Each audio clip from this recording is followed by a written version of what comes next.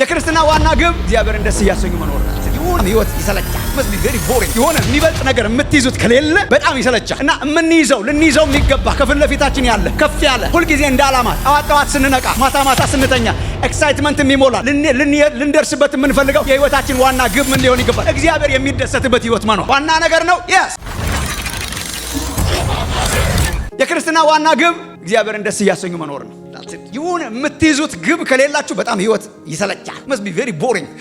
የሆነ የሚበልጥ ነገር የምትይዙት ከሌለ በጣም ይሰለቻል። እና ልንይዘው የሚገባ ከፊት ለፊታችን ያለ ከፍ ያለ ሁልጊዜ እንደ ዓላማ ጠዋት ስንነቃ ማታ ስንተኛ ኤክሳይትመንት የሚሞላል ልንደርስበት የምንፈልገው የህይወታችን ዋና ግብ ምን ሊሆን ይገባል? እግዚአብሔር የሚደሰትበት ህይወት መኖር ዋና ነገር ነው። yes አንችልም ነበር እግዚአብሔር የሚደሰትበት ህይወት መኖር አንችልም ነበር። ነገራችን ላይ እኛ ነበር የምንለው ጌታ ኢየሱስን ስላመንን ነው። ነበር ያልሆነላችሁ ሰዎች ካላችሁ እግዚአብሔርን ደስ ልታሰኙ አትችሉም። ሰው ያለ ክርስቶስ እግዚአብሔርን ደስ ሊያሰኝ አይችልም። የእግዚአብሔር ደስታ የሚጀምረው ደስ የተሰኘበትን ልጁን ስንቀበል ነው። ምን ማለት መሰላችሁ? በንጉስና በቤተ መንግስት ብታስቡት ልክ እንደ አስቴር መግባት አንችልም ነበር ወደ ቤተ መንግስቱ። እግዚአብሔር ታላቅ ንጉስ ስለሆነ አልተፈቀደልንም ነበር። ትዝ ትላችሁ እንደሆነ ንግስት አስቴር ስትጠባበቅ ምልክቱ የወርቅ ዘንጉን እንደዚህ ሲያሳይ ነው። እሱ ነው የሆነው። የእግዚአብሔር ቤተ መንግስት ውስጥ አሁን ዘው ብላችሁ ገብታችሁ አይገርምህም? እና ንጉሱ ቤተ መንግስት ውስጥ ነው ያላችሁት። በጣም ለዘላለም የንጉሱ ቤተ መንግስት ውስጥ ነው የምትኖሩት። በጣም ከዚህ በላይ አስደናቂ ነገር ደግሞ አድርጓል። የንጉሱ ቤተ መንግስት ውስጥ ማንም ሊኖር ይችላል፣ የሚሰራ ሰውም ሊኖር ይችላል። እኛ ንጉሱ ቤተ መንግስት ውስጥ የምንኖረው እንደ ሰራተኞች ሳይሆን እኛ ንጉሱ ቤተ መንግስት ውስጥ የምንኖረው እንደ ሮያል ፋሚሊ ነው፣ እንደ ልጆቹ ነን። እግዚአብሔር በክርስቶስ ኢየሱስ ዳግም የወለደን። ይሄ ለትዕቢት የምንናገረው ሳይሆን የእግዚአብሔር ቃል የሚለውን ነው። የእግዚአብሔር ቃል የሚለውን አለማመን በጣም ከባድ አለማመን ነው። እግዚአብሔር ልጆቹ አረገን ነው እንጂ የሚለው የሆነው ሌበረርስ አረገን አይልም። እግዚአብሔር ልጆቹ አረገን፣ በክርስቶስ ኢየሱስ ዳግም ወለደንና እኛ የንጉሱ ልጆች ተባልን። በቤተ መንግስቱ ውስጥ እንድንኖር ተፈቀደልን። ልጆቹ አረገን። ቁጣው ሳይሆን ዘንጉን ብድግ አረገልን። ዘንጉ የክርስቶስ መስቀል ነው። ብድግ ሲያረገልን ወደ ቤተ መንግስቱ ገባን። ከገባን በኋላ ሌላ ምን የህይወት ዓላማ አለን? የህይወታችን ዓላማ ሌላ ሳይሆን ሲንግል ማይንድድ ነን። ምን ማለት ነው ሲንግል ማይንድድ ማለት? የምንኖረው ንጉሱን ደስ እያሰኘን ለመኖር። የክርስቲያን ዓላማ የህይወታችን ግብ እግዚአብሔርን ደስ እያሰኙ መኖር ነው። አንዳንድ ክፍሎችን ላሳያችሁ። በመጀመሪያ ደረጃ ጌታ ኢየሱስ ሞዴል ያደረገልን ይሄ ነው። ኢየሱስ ክርስቶስ ሞዴል ያደረገልን ይሄ ነው። ቅድም እህታችን ምረት በመዝሙር አንስታው ነበር። በጣም ብዙ የሃይማኖት ሰዎች በተሰበሰቡበት ጌታችን በተጠመቀበትና ደግሞ በክብር በተገለጠበት ተራራ ላይ ትዝ ይላችሁ እንደሆነ ሁለት ጊዜ ግሎሪየስ የሆነ መገለጥ ጌታ ኢየሱስ ተገልጧል። አንደኛው ሲጠመቅ ነው። ሲጠመቅ መንፈስ ቅዱስ መጣና በእርሱ ላይ አረፈ። እግዚአብሔር አባቱ አንዲት ቃል ነው የተናገረው ከሰማይ ሆኖ፣ በእርሱ ደስ የሚለኝ የምወደው ልጄ ይህ ነው። ማቴዎስ 17 ላይ የመገለጥ ተራራ ላይ እግዚአብሔር አምላክ የተናገራት ድምፅ እሷ ናት። ባይዘወይ በጣም የሚያስገርመኝ ማቴዎስ 17 በጣም እኮ ደስ ያሰኙት ሰዎችም አሉ በዙሪያው። የዛን ቀን ሕገ እግዚአብሔርን ያመጣው አስደናቂው ሙሴም አለ በአንድ በኩል፣ ኤልያስ የሚባል እሳት ከሰማይ ያወረደ ራሱ እሳት የሆነ ሰውዬ እሱም አለ ባንዱ። ሙሴና ኤልያስንና አካባቢውን አይቶ እግዚአብሔር ስቲል በእርሱ ደስ የሚለኝ የምወደው ልጄ፣ ከሁሉ በላይ የሆነ እግዚአብሔር የተደሰተበት የላቀው ክርስቶስ ኢየሱስ፣ በእርሱ ደስ የሚለኝ የምወደው ልጄ። የኢየሱስ ክርስቶስ ህይወት ሞዴል የሚያደርግልን ምንድን ነው? እሱ ለአባቱ ደስታ የኖረ አባቱ የሚደሰትበት ተወዳጅ ልጅ ነበረ ኢየሱስ ክርስቶስ ነውም አሁንም ናው። የኢየሱስ ህይወት የሚያሳየን እሱ ነው። የኢየሱስ ክርስቶስ እግዚአብሔር የተደሰተበት ኢየሱስ ክርስቶስ የህይወቱ ግብ ይሄ ነበረ። ይሄ ነው መያዝ ያለባቸው ወገኖች። እግዚአብሔር ኦልሬዲ የተደሰተበት ኢየሱስ ዮሐንስ 8:29 ላይ ምን አለ? የላከኝም ከኔ ጋር ነው አለ ጌታ ኢየሱስ። ዮሐንስ 8:29 የላከኝም ከኔ ጋር ነው፣ እኔ ደስ የሚያሰኘውን ዘወትር አደርጋለሁና ተደስቼበታለሁ ብሏል እግዚአብሔር። ጌታ ኢየሱስም እሱ የላከኝ ከኔ ጋር ነው፣ ከኔ ጋር ስለሆነ ምን ታረጋለህ ብትለው ዘወትር ደስ የሚያሰኘውን አደርጋለሁ። ኢየሱስ እንዴት ነው የኖረው? ዘወትር ደስ የሚያሰኘውን ቢያስፈልግ ከሰው ጋር ተጋጭቶ ደስ የሚያሰኘውን ያረግ ነበር። ሰዎች የሚፈልጉትን ሳይሆን ሰዎች እንዲያረግላቸው የሚያምረውን ሳይሆን ኢየሱስ ክርስቶስ ለአባቱ ደስታ እስከ መጨረሻ ድረስ የላከኝን ደስ ለማሰኘት። አንደኛ ተሰሎንቄ ምዕራፍ 2 ቁጥር 4 ላይ ነገር ግን ወንጌልን አደራ ይሰጠን ዘንድ እግዚአብሔር የታመንን ሆነን እንዳገኘን መጠን እንዲሁ እንናገራለን፣ ራሳችንን የሚመረምር ልባችንን የሚመረምር እግዚአብሔር እንጂ ሰውን ደስ እንደምናሰኝ አይደለም። እንዴት ነው የምትኖረው?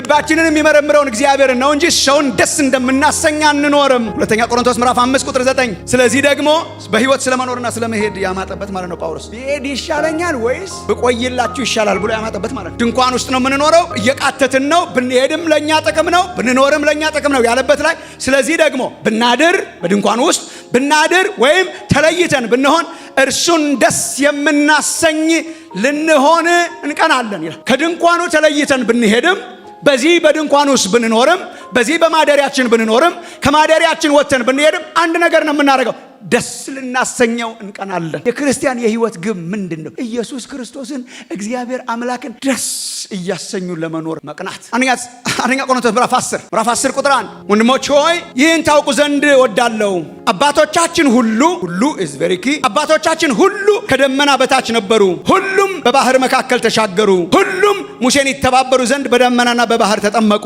ሁሉም ያን መንፈሳዊ መብል በሉ፣ ሁሉም ያን መንፈሳዊ መጠጥ ጠጡ ይላል። what an experience! ሊትራሊ ጳውሎስ የሚለው ይከተላቸው ከነበረው አለት ጠጥተዋል ይላል። ያም አለት ክርስቶስ ነበር ይላል። ለካ ከአለት እየፈለቀ የጠጡት ውሃ ዝም ብሎ ሳይሆን ከክርስቶስ እየፈለቀ የጠጡት ውሃ ነው ይላል ጳውሎስ። እግዚአብሔር አለቴ ብለው የዘመሩለት እስራኤል ሲጀምርም መንገዳቸው ከአለት በመጠጣት ነው የጀመረው። ሲጠናቀቅም ደግሞ ሊገቡ ሲሉም ከአለት ደግሞ በፈለቀ ውሃ ነው የጠጡት። ከሚከተላቸው አለት ጠጥተው ነበርና በብሉይ ኪዳን ያለፉባቸውን ጎዳናዎች ከክርስቲያን ኤክስፔሪየንስ ጋር ያገናኛቸዋል። ለምሳሌ አባቶቻችን ከግብጽ ምድር ከወጡ በኋላ ሁሉም ሙሴን ይተባበሩ ዘንድ በደመናና በባህር ተጠመቁ። እስራኤል ከግብጽ ምድር ወጥቶ ባህሩ ተከፍሎ በባህሩ መካከል ሙሴን ተከትለው ሲሄዱ ምን ይለዋል ጳውሎስ ተመልሶ? እኮ ጥምቀታቸው ነበር። ሁሉም ሙሴን ለመተባበር በባህሩ ተጠመቁ ይላል። ከዚያ በኋላ ደግሞ ከአለቱ ሲጠጡ እግዚአብሔር ያወረደላቸው መባም ሲበሉ እነኚህ እኮ ከመንፈሳዊ መብል በሉ ይላል። ኦልሞስት ጥምቀትና የጌታ እራት አይታያችሁ? ክርስቶስ ነዋ፣ አለቱ ክርስቶስ ነዋ፣ የተመገቡት ክርስቶስን ነዋ። እና ልክ እንደኛ ኤክስፔሪየንስ አደረጉ። ከግብጽ ምድር አወጣቸው፣ ከባርነት ምድር አወጣቸው፣ ነፃ አወጣቸውና ሁሉም ተጠመቁ ሙሴን ለመተባበር። ደግሞ ሁሉም ያንን መንፈሳዊ መብልና ያንን መንፈሳዊ መጠጥ ጠጡ። መጠጡ የጠጡትም የበሉትም ክርስቶስ ኢየሱስ ነበር። ከዛ በኋላ ግን ከነርሱ የሚበዙት ግን በምድረ በዳ ወድቀዋል ይላል። ሁሉም ተጠምቀው፣ ሁሉም በልተው፣ ሁሉም ጠጥተው አብዛኛው ግን ምድረ በዳ ነው የቀረው። እንደው አብዛኛው እኮ በጣም ትልቅ ቃል ነው። ሁለት እኮ ነው የገባው ያን ቀን ከተጠመቀው መካከል ኢያሱና ካሌብ የተባሉ እና የምድረ በዳው ትውልድ። አንዲት ትንሽዬ የምትመስል ትልቅ ምክንያት ቁጥር 5 እግዚአብሔር ከነርሱ በሚበዙት ደስ አላለው። አንደኛ ተሰሎንቄ ምዕራፍ 4 ቁጥር 1 ተመልከቱ። ሐዋርያው ጳውሎስ ተሰሎንቄ ቤተክርስቲያን አጀማመርን ከፈለጋችሁ ሐዋርያት ሥራ ምዕራፍ 17ን ማጥናት ነው። በሚያስደንቅ ተአምራትና በመንፈስ ቅዱስ ኃይል ነው ቤተክርስቲያኗ የተመሰረተችው። ገና ወጣት ቤተክርስቲያን ናት እና ስለ እምነታቸው ሰምቷል፣ ሪፖርት ደርሶታል። እምነታችሁ በአካያ ብቻ ሳይሆን በአካባቢው አውራጃዎች ብቻ ሳይሆን በዓለም ዙሪያ ስለተሰማ በጣም ደስ ብሎኛል ይላል። አኗኗራቸው በጣም ደስ ይላልና እንዲቀጥሉ ለማበረታታት ነው። ይኸው የተሰሎንቄ መልእክት የተጻፈው ወገኖቼ፣ ለምን ነው ተሰሎንቄ ነው የጻፈው? አንደኛ ተሰሎንቄ ሯጭ ሲሮጥ እየተከተሉ የሚያበረታቱ ሰዎች አይታችሁ ነው።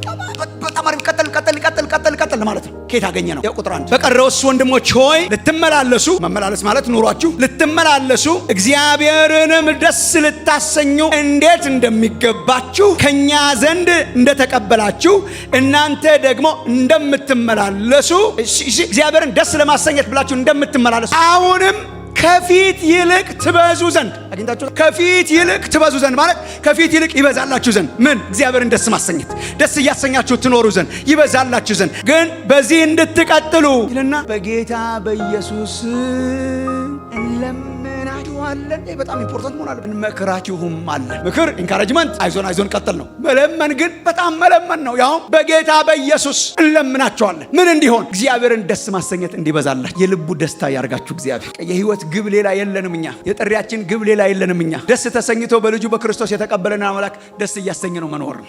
ክርስቲያን የሚኖረው ደስ ይለዋል። ከፍርሃት ነፃ ወጥተናል። ይጨርሰኛል ወይ ከሚለው ነፃ ወጥተናል። ወደ እግዚአብሔር አምላካችን መጥተናል። አሁን የሆነ ነገር ውስጥ ብገባ ሰይፍ መጥቶ የሆነ ነገር ሊያደርገኝ ነው፣ ይሄ ፍርሃት ነው። ከፍርሃት ማለፍ አለብን። እንዴት ነው መኖር ያለብን? እንዴት ብኖር ነው አዝማቼን ደስ የማሰኘው? እንዴት ብኖር ነው እግዚአብሔር አምላኬን ደስ የሚያሰኘው? ለእግዚአብሔር የልቡ ደስታ ምክንያት ያርጋችሁ እግዚአብሔር። ይሄ ነው ጥሪያችን። ይሄ ዓላማው ያልሆነ ክርስቲያን ባጭሩ ቲያትረኛ ይሆናል። ቲያትረኝነት በጣም ጥሩ ነው። እኛም ሰሞኑን እየተማርን ነበር። ቲያትር በጣም ትልቅ ጥበብ ነው። ባይዘው ወይ ቲያትር የምትሰሩ ሰዎች ካላችሁ በጣም አስደናቂ ጥበብ ነው። መጽሐፍ ቅዱስም እኮ በጣም ብዙ ልቦለድ ታሪኮች አሉት፣ ትወናዎች አሉት። ትወና መጥፎ አይደለም፣ ትክክለኛው ቦታ ላይ ሲሆን። ትወና ለምሳሌ ቲያትር ቤት ሲሆን ደስ ይላል። ቲያትር በሃይማኖት ሲሆን ግን ደስ አይልም። ማን ፊት ነው ቲያትር የምንሰራው? ልባችንን የሚመረምር አምላክ ፊት እንዴት ቲያትር እንሰራለን? እንዴት ድራማ እንሰራለን? እንዴት እንሸፋፈናለን? እንዴት የሆነ ነገር እንመስላለን? ሰውን ኢምፕረስ ማድረግ በጣም ቀላል ነው። እግዚአብሔር የሚደሰትበትን ህይወት መኖር ግን ሌላ ነገር ነው። ወንድሞቼ ናቶቼ፣ እኛ የተጠራ ነው እንድንተውን አይደለም። ለዚህ ነው ወገኖቼ፣ እንደዚህ እኮ የኖርኩባቸው ጊዜያት ስለነበሩ ነው። ባህላችንም ይመቻል ለሰው ምን ይለኛል? ሰው ኢምፕረስ ለማድረግ መከራ በልታችሁ ታውቃላችሁ? መከራ ነው በራሱ ከግብፅ ባርነት በላይ በጣም ባርነት። ሰውን ደስ ለማሰብ ኢምፕረስ ለማድረግ እንዴት ኃይለኛ የጸሎት ሰው እንደሆንኩ ለማሳየት መከራ መሆን አለበት። ሞክሬው አላውቅም። ይሄን እንኳን ሞክሬው አላውቅም። ባይዘው መከራ መሆን አለ። ጌታ ኢየሱስ ያነሳው ማለት ነው። እንዴት ጿሚ እንደሆንኩ አትጠውልግ ምናምን ያለው እኮ ሰውየው ቅባት አይቀባ፣ ዘይት ኖርማሊ ይቀባሉ ማለት ነው። ቅባት አይቀባ ልብሱና የሚጠወልግበት ምክንያት ያጠወልጋል። የሚጠወልግበት ምክንያት ሲጾም ለምንድን ነው ያልከው እንደሆነ በራስ ለማድረግ ሰውን ለማስገረም ሰውን ለማስደነቅ ከኖራችሁ ቲያትረኛ ነው የምትሆኑት። በሰው ፊት እንተውንና ቤታችን ስንገባ ሌላ ሪያሊቲ ውስጥ እንገባለን። ለዚህ ያልተጠራንም ወንድሞች እናቶች። ሰው ቢደሰትባችሁ በጣም ጥሩ ነው። ግን ሰውም ከፍቶት ቢሆን ሰውም ተደስቶ ቢሆን ደስ ብሎት ቢሆን አዝኖም ቢሆን ብቻ የሰማይ ስማይል ብቻ የሰማይ ፈገግታ ብቻ የሰማይ ደስታ ብቻ የሰማይ ዘንግ የተዘረጋለት ህዝብ እግዚአብሔር ያርጋችሁ። ሰማይ ደስ ይበለው፣ እግዚአብሔር ደስ ይበለው። እግዚአብሔር የሚቀበለው ህይወት፣ እግዚአብሔር የሚቀበለው አምልኮ፣ እግዚአብሔር የሚቀበለው አገልግሎት፣ እግዚአብሔር የሚቀበለው ማንነት፣ እግዚአብሔር የሚቀበለውን ስራ መኖር እግዚአብሔር ያርግላችሁ። ምሳሌ እኮ ይሰጣችኋል። ሁለተኛ ቆሮንቶስ ምዕራፍ 2 ላይ እኮ ጳውሎስ ዘወትር ድል በመንሳቱ ለሚያዞረን በእኛም በየስፍራ ሁሉ የእውቀቱን ሽታ ለሚገልጥ ለአምላክ ምስጋና ይሁን ይላል። የእውቀቱን ሽታ ለሚገልጥ ለአምላክ ምስጋና ይሁን። በሚጠፉትና በሚድኑት ዘንድ ለኛ ለእርሱ መዓዛ ነንና፣ ፍሬግረንስ ነንና፣ ሽታ ነንና፣ እርሱን የምንሸትነንና እግዚአብሔር የሚደሰትበት መዓዛና ሽታ እግዚአብሔር ያርጋችሁ። እሱ ነው ጥሪያችን። ለሰው ብላችሁ ድራማ አትስሩ። ለሰው ብላችሁ ልብስ አትደርቱ። ለሰው ብላችሁ አትኑሩ። በሰው ምን ይለኛል አትኑሩ። በሰው ምን ይለኛል ተጠፍረው ከእውነት ጋር ያልታረቁ ሰዎች አሉ። ታውቃላችሁ? ከዚህ ቀጥሎ ባሉት እኔ እንደማስበው ስለ ቅድስና ከሚያወራበት ጊዜ አንስቶ ቁጥር 3 ላይ እስከ ምጽአት እስከሚያወራበት ጊዜ ድረስ እስከ ቁጥር 13 ላይ የሚያወራው ደስ ለማሰኘት ነው ብዬ ነው የማስበው። የተያያዙ ናቸው። እግዚአብሔርን ደስ ለማሰኘት ተመላለሱ ይልና ጠቅላላ ምዕራፉ እግዚአብሔር በሕዝቡ ደስ የሚሰኘው እንዴት ብንኖር ነው። ደስ ለማሰኘት ተመላለሱ ብሎ በቃ ጌታ ይባርካችሁ ብሎ አይደለም የሚዘጋው። ደስ ማሰኘት ትፈልጋላችሁ? ይኸው መንገድ እንዴት ብሆን ነው እግዚአብሔር ኦል ዘ ታይም ህይወቴን እያሸተተ በመዓዛው የሚደሰተው? ይሄው እግዚአብሔር በሚቃጠል መስዋዕት ዝም ብሎ ደስ አይሰኝም። ደስ የሚያሰኘው ሌላ ነገር አለ። እግዚአብሔር በመዝሙራችን የሚደሰተው፣ እግዚአብሔር በስብከታችን የሚደሰተው፣ እግዚአብሔር በአገልግሎታችን የሚደሰተው፣ እግዚአብሔር በምናደርገው ነገር የሚደሰተው አስቀድሞ በዚህ ሲደሰት እግዚአብሔር በህይወት ሲደሰት ነው ሌላውን የሚቀበለው። ወንድሞች እናቶች፣ ህይወታችንን በጓዳ ደብቀን የሆነ ነገር እንዲደሰት አይሰጠውም። ባገለግልህ እስከ ጧት እስከ ማታ ብጮህልህ ተወኝና አይፈልገውም። ቢያስፈልግ እልፍ አእላፋት ቅዱሳን መላእክት ያሉት አምላክ አይደል? አይለቃቸውም። ቢፈልግ የማሙሻ ስብከት ነው የሱ ዋና ነገር። ሰባኪያን የሉትም። ሊያስነሳ አይችልም እግዚአብሔር። ሰብክላለሁ ግን ተወኝ፣ እዘምራለሁ ተወኝ፣ ገንዘብ ሰጣለሁ ተወኝ። አይቀበልም። እግዚአብሔር አምላካችን ስጦታችንን ፈላጊ አምላክ አይደለም መጀመሪያ። ታዲያ ምንድነው? እኛን ራሳችን ከህይወት የተፋታ ነገር እግዚአብሔርን አያስደስትም። ስለዚህ እግዚአብሔርን ደስ ለማሰኘት ተመላለሱ። እግዚአብሔር እንዴት ነው የሚደሰተው? ምንድነው መንገዱ? በዚህ ዓለም ስንኖር ራስን በመግዛት በመመላለስ። እግዚአብሔር እንዴት ነው የሚደሰተው? ራሱን የሚገዛ ህዝብ ሲያይ፣ ራሱን ገዝቶ የሚኖር እዚህ ዓለም ሲኖር ዲስፕሊን የሆነ ህዝብ ሲያይ፣ ያኔ ሁሉ ነገር ያስደስተዋል። ዝማሪያችን፣ ስብሸባችን ደስ ያሰኘዋል። ምን አይነት ህዝብ ሲያይ? እዚህ ዓለም ሲመላለስ በተለየ አኗኗር የሚኖር ህዝብ ሲያይ። ጌታ በኢየሱስ የትኛውን ትእዛዝ እንደሰጠናችሁ ታውቃላችሁ? ይሄ እግዚአብሔር ፈቃድ እርሱም መቀደሳችሁ ነውና ዝሙት በአዲስ ኪዳን ውስጥ አንዱ ረጅሙ አረፍተ ነገር ይሄ ነው። ባይዘው ላንብብላችሁ አንዱን አረፍተ ነገር 4 ነጥብ የሌለው ይሄው ተመልከቱ። ቁጥር 3 ይህ የእግዚአብሔር ፈቃድ እርሱም መቀደሳችሁ ነውና ከዝሙት እንድትርቁ እግዚአብሔርን እንደማያውቁ አሕዛብ በፍትወት ምኞት አይደለም እንጂ ከእናንተ እያንዳንዱ የራሱን ዕቃ በቅድስናና በክብር ያገኝ ዘንድ እንዲያውቅ አስቀድመን ደግሞ እንዳልናችሁና እንደመሰከርላችሁ ጌታ ስለዚህ ነገር ሁሉ የሚበቀል ነውና ማንም በዚህ ነገር አይተላለፍ፣ ወንድሙንም አያታልል። የሚያሰኝ የለውም። ግን ለየት ካረጋችኋቸው ስለ ቅድስና ኤቭሪ ፓኬጅ ኦፍ ትምህርት እዚህ ውስጥ አለ። ኤቭሪ ፓኬጅ። ሌላ የመጽሐፍ ቅዱስ ክፍል ውስጥ ሳትሄዱ ራስን ስለመግዛት እንደ ሌሎች አሕዛብ አትኑሩ ነው። ህዝቡ በአካባቢያቸው የሚኖረው እግዚአብሔርን የማያውቅ ፓጋን ሶሳይቲ ነው። ተሰሎንቄ በጣም የታወቀች ናት። በዚህ ትንሽ ባክግራውንዷን ለማጥናት ሞክራችሁ እንደሆነ ቆሮንቶስ በጣም የታወቀች ናት። እነኚህ የሮማና የግሪክ ከተሞች በጣም የታወቁ ናቸው። ጎዳናው ጠቅላላ በርኩሰት የተሞላ ነው። ጎዳናው ጠቅላላ አማልክቶቻቸው በአብዛኛው ከዝሙት ጋር የተያያዙ ናቸው። በአብዛኛው ቤተ መቅደሶቻቸው፣ ቤተ ጣዖቶቻቸው በአብዛኛው ፕሮስቲቲዩትስ የሞሉባቸው ናቸው። አብዛኛው የአሕዛብ አኗኗር በጣም በርኩሰት የተሞላ ነውና እናንተን እግዚአብሔር ስለጠራችሁ፣ እናንተን እግዚአብሔር የራሱ ስላረጋችሁ ራሳችሁን በመግዛት ተመላለሱ። እንደ ሌሎች አሕዛብ አትመላለሱ። እግዚአብሔርን እንደማያውቅ ህዝብ አትመላለሱ ይላል። ቅድስናን የእግዚአብሔር ፈቃድ ነው ይለዋል ብሎ ኩክሊ የእግዚአብሔር ፈቃድ ነው ይለዋል። ይህ የእግዚአብሔር ፈቃድ እርሱም መቀደሳችሁ ነውና። ቁጥር 7 ላይ ስትሄዱ ለርኩሰት ሳይሆን እግዚአብሔር ቅድስና ጠርቶናል። እኔ ቅዱስ እንደሆንኩ ቅዱሳን ሁኑ ብሎ ጠርቶናል። የእግዚአብሔር ፈቃድ ለልጆቹ ሁሉ ይሄ ነውና አሕዛብ እንዲመላለሱ አትመላለሱ። ለምን? የእግዚአብሔር ፈቃድ ይሄ ነውና፣ በንጽህና መኖር ነውና፣ ራስን መግዛት ነውና፣ የራስን ዕቃ በቅድስና መጠበቅ ነውና፣ አካልን በቅድስና መጠበቅ ነውና፣ እግዚአብሔር ቅዱስ እንደሆነ ቅዱስ መሆን ነውና ይላል። አለመቀደስ ላይ እግዚአብሔር አልቲሜትሊ እንደሚፈርድ ይናገራል። ስለዚህ ነገር ጌታ የሚበቀል ነውና ይላል። ልታጠኑ ትችላላችሁ ራሳችሁ። ስለዚህ ነገር እግዚአብሔር የሚበቀል ነውና። ቁጥር 6 ግን ከሁሉ በላይ አንድ ልቤን የምትነካ ቃል አለች። እሷን አንብቤ እጨርሳለሁ። ስለ ቅድስና ሲናገር ጳውሎስ ይህንን ነገር የጣለ ይላል። መጨረሻዋ ቁጥር አይታችኋት እንደሆነ ቁጥር 8 ይህንን ነገር የጣለ ማለት ይህንን ነገር ቸል ያለ፣ ይህንን ነገር ኢግኖር ያረገ፣ እግዚአብሔርን ማስደሰትና ንጽህናንና ራስን መግዛትን ኢግኖር ያረገ ሰው፣ ችላ ያለ ሰው፣ ችላ ያለው ሰውን እንዳይመስላችሁ ይላል። የጣለው ዲስአፖይንት ያረገው ሰውን እንዳይመስላችሁ። ሰው በዚህ አልኖር ቢል ዲስአፖይንት ያረገው ሐዋርያው ጳውሎስን እንዳይመስላችሁ፣ ማሙሻን እንዳይመስላችሁ፣ ዘኔን እንዳይመስላችሁ፣ ፓስተሮችን ሽማግሎችን አይደለም የጣለው። ይህንን ነገር ቸል ያለ የጣለ ሰው ይልና ማንን ነው የጣለው ሲል እግዚአብሔርን ነው የጣለው ይላል። ይሄም ልብ ይነካል። ግን ሌላ ናት። እኔ በጣም ደግሞ ልቤን የነካች ይህን ነገር ቸል ያለ ሰው ዲስአፖይንት ያደረገው የጣለው የተወው ሰውን እንዳይመስላችሁ፣ ሰውን አይደለም እግዚአብሔርን ነው እንጂ ይልና እግዚአብሔርን እንዴት አድርጎ ኳሊፋይ ያደርገዋል? እግዚአብሔርን ነው እንጂ። እንዴት? እግዚአብሔርን መንፈስ ቅዱስን በእናንተ እንዲኖር ያደረገውን እግዚአብሔርን ነው እንጂ። ትንሽ ደቂቃ ሌላ ነገር እኮ ማለት ይችላል ጳውሎስ። እግዚአብሔር እኮ ብዙ ነገር አድርጓል። ከቅድስና አንጻር የሆነች ነገር መምዘዙ ነው እንጂ እግዚአብሔር እኮ ብዙ ነገር አድርጓል። አድኖናል፣ በደሙ ቀድሶናል፣ ምግብ ሰጥቶናል፣ ልብስ አልብሶናል። የሚያኖራችሁን እግዚአብሔርን ነው እንጂ ቢልም እኮ ልክ ነው። ልብስ የሰጣችሁን እግዚአብሔርን ነው እንጂ ቢል እኮ በጣም ልክ ነው። በዚህ ነገር እኮ የሚጥል ሰው ስትሄዱ በመንገድ ላይ የሚጠብቃችሁንና ቅዱሳን መላእክቱን ስለእናንተ የሚያዘውን እግዚአብሔርን እኮ ነው ዲስአፖይንት ያደርገው ቢል እኮ ይችላል። ለምንድን ነው ይችን የመረጣት? ከዚህ ሁሉ የእግዚአብሔር ሥራ፣ ከዚህ ሁሉ ሚሊዮን የእግዚአብሔር ሥራ ወስዶ ለምንድን ነው ይችን የመረጣት? ይችን ብትባል ባትባልም መንፈስ ቅዱስን በእናንተ ውስጥ እንዲኖር የሰጠውን ታውቃላችሁ ወገኖቼ። የእግዚአብሔር ቤተ መቅደስ አሁን ውጪ ያለ ሳይሆን እዚህ ውስጥ አድርጎታል እግዚአብሔር። እናንተ ራሳችሁ ይላቸዋል ቆሮንቶሳውያንን ጳውሎስ፣ እናንተ ራሳችሁ የእግዚአብሔር ቤተ መቅደስ እንደሆናችሁ አታውቁምን?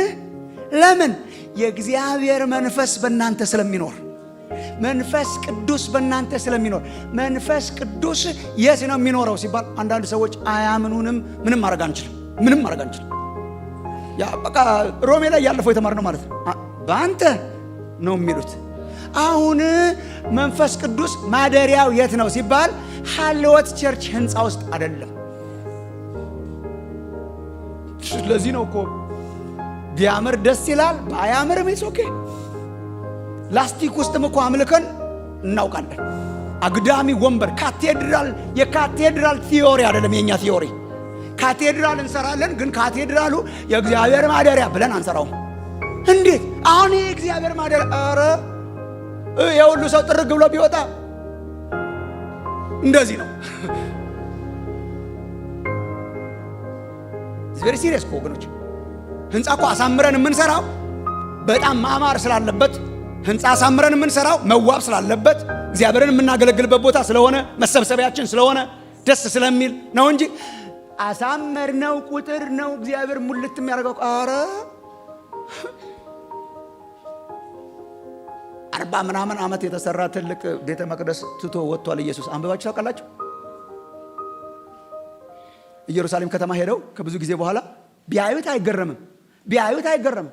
ለ46 ዓመት እየተሰራ ያለ ቤተ መቅደስ ወርቁ ሊትራሊ ድንጋይ በድንጋይ ላይ ሳይፈርስ በዚህ አይቀርም ያለው ኢየሱስ ድንጋዩን እያወጡ ውስጥ ያለ ወርቅ ሁሉ ወስደዋል ይባላል። ሮማውያን በ70 ዓመተ ምህረት ሲያፈርሱት በወርቅ የተሰራ አስገራሚ ግሎሪየስ የሆነ ሄሮድስ እያሰራው የነበረውን ቤተ መቅደስ በኋላ ከቤተ መቅደስ ወጣና ደብረ ዘይት ተራራ ላይ ሆነው ጌታ ሆይ አይተዋል። በምን አይነት ያማሩ ድንጋዮች እንደተሰሩ አታደንቅም ወይ? እውነት እላችኋለሁ ድንጋይ በድንጋይ ላይ ሳይፈርስ አይቀርም አለና ኢየሱስም ከመቅደስ ወጥቶ ሄደ ይላል። ታትስ ኢት። የሱ ኢምፕሬሽን ያ መቅደስ ሳይሆን ወደፊት የሚመጣው ቤተ መቅደስ እያሰበ ነው የኖረው። ሌላ ያማረ ቤተ መቅደስ ይመጣል። ሌላ ሕያዋን ማደሪያዎች ይመጣሉ። ሌላ ቤተ መቅደስ ይሰራል። ሌላ ቤተ መቅደስ በድንጋይ የተሰራ ሳይሆን እዚህ ነው ወገኖች፣ በድንጋይ የተሰራ ሳይሆን በአማረ ወርቅ የተለበጠ ሳይሆን ሌላ በደም የሚቀባ ሌላ ቤተ መቅደስ፣ በደም የሚዋጅ ቤተ መቅደስ ወደ ቀራንዮ ገሰገሰ፣ ትቶት ሄደ። ኢየሱስም መቅደሱን ትቶት ሄደና በስጋው መቆረስ ቀራንዮ ተራራ ላይ ሞተልንና ከዚያ በኋላ ምን ሆነ? መንፈስ ቅዱስ በሰዎች በስጋ ለባሽ ሁሉ ላይ አያድርም ነበረ። እግዚአብሔር ኃጢአታችንን በመስቀሉ ስላስወገደው በጣም ብዙ ሺህ ቤተ መቅደሶች እግዚአብሔር ሰራ። እነማን ናቸው? እኛ ነና። ኃጢአታችን ይቅር ሲባል መንፈስ ቅዱስ አሁን ቤት ይኖራል፣ በአማኞች ውስጥ ይኖራል። ቤተ መቅደሱ የት ነው ያለው? እዚህ ውስጥ ነው ያለው። ሰውነታችን ውስጥ ነው ያለው። የእግዚአብሔር ማደሪያ የት ነው ያለው? ሰውነታችን ውስጥ ነው ያለው። መንፈስ ቅዱስ የት ነው ያለው? እዚህ ውስጥ ነው ያለው። በአማኝ ሕይወት ውስጥ ነው ያለው። እስቲ መንፈስ ቅዱስ በውስጥ ያለ የምትሉ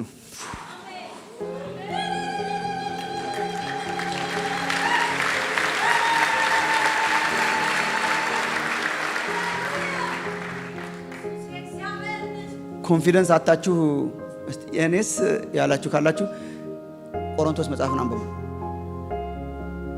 ስንት ግልሙትና መሃላችሁ ያለ ኢንከሬጅ እያረኳችሁ እኮ አይደል? እናንተ ታውቃላችሁ ያለኝን ጭካኔ።